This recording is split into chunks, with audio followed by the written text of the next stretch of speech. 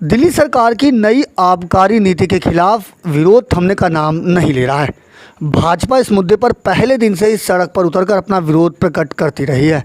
इसी के मद्देनज़र कथित तौर पर भ्रष्टाचार के आरोप में घिरे मनीष सिसोदिया के खिलाफ गुरुवार को भाजपा ने सड़क पर उतरकर प्रदर्शन किया। दिल्ली के बुद्ध विहार में भी सरकार के उप मुख्यमंत्री मनीष सिसोदिया के खिलाफ भाजपा कार्यकर्ताओं ने जमकर प्रदर्शन किया, जिसमें बड़ी संख्या में भाजपा कार्यकर्ताओं ने बढ़ चढ़कर हिस्सा लिया और मनीष सिसोदिया और दिल्ली सरकार के खिलाफ जोरदार नारेबाजी की। साथ ही मनीष सिसोदिया का पुतला भी फूंका। इस मौके पर गली गली में शोर है, मनीष सिसोदिया चोर है के नारे भाजपा कार्यकर्ताओं ने लगाए। साथ ही इस दौरान प्रदर्शनकारियों ने उप मुख्यमंत्री मनीष सिसोदिया की गिरफ्तारी और उन्हें पद से हटाने की भी मांग की।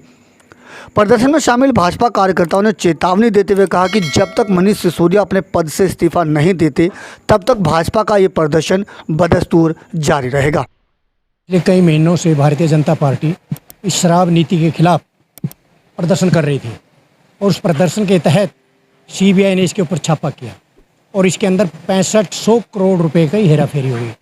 भारतीय जनता पार्टी के कार्यकर्ताओं ने इसको उठाया और मांग की कि ऐसे भ्रष्ट जो मंत्री है, जो डिप्टी सीएम है, उसको तुरंत बर्खास्त किया जाए। ये मांगी भारतीय जनता पार्टी के एक कार्यकर्ता ने की और उसी को लेकर के आज 278 मंडलों के अंदर इस प्रकार के प्रोग्राम किए गए। केजरीवाल जी इसको बर्खास्त नहीं करें और जब तक सीबीआई इसको अरेस्ट नहीं करे, भारतीय जनता पार्टी का एक एक कार्यकर्ता रोज प्रतिदिन ये कार्यक्रम करेंगे।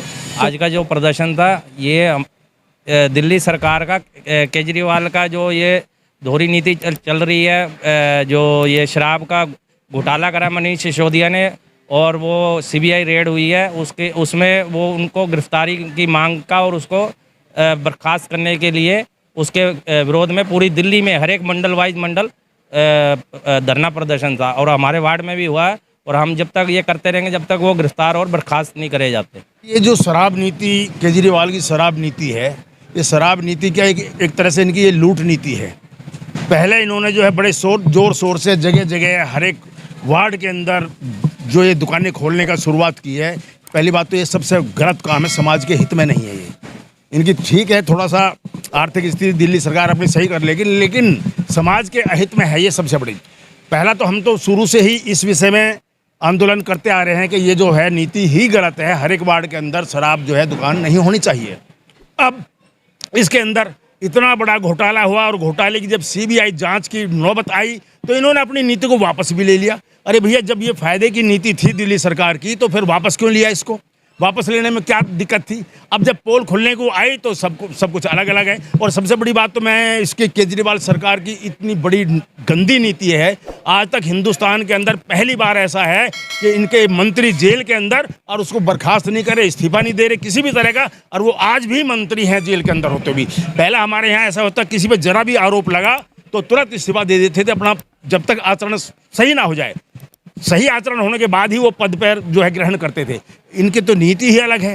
इनकी सीबीआई से और सरकार से मांग करता हूं कि जो आम आदमी पार्टी की भ्रष्टाचार सरकार की जो शराब नीतियों से जो हुआ भ्रष्टाचार है, उसके कारण इनके मनीष सिसोदिया जी द्वारा किया गया भ्रष्टाचार, उसकी वजह से इसकी पूरी जांच हो, निष्पक्ष जांच हो और इनको जल्दी से जल्दी बर्खास्त किया जाए और भ्रष्ट नेताओं को जल्दी से जल्दी कुर्सी से उतारा जाए, जिससे आम जनता सुखी हो सके।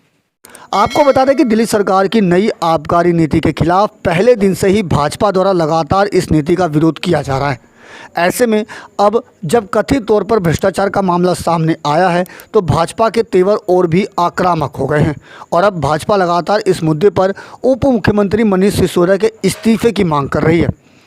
ऐसे में देखना लाजमी होगा कि भाजपा का ये प्रदर्शन भविष्य में क्या रंग लाता है और दिल्ली सरकार के लिए कौन सी मुसीबत बनकर सामने आती है। दिल्ली से अपने सहयोगी दीपक ठाकुर के साथ अजीत कुमार की रिपोर्ट, हम वतन टीवी।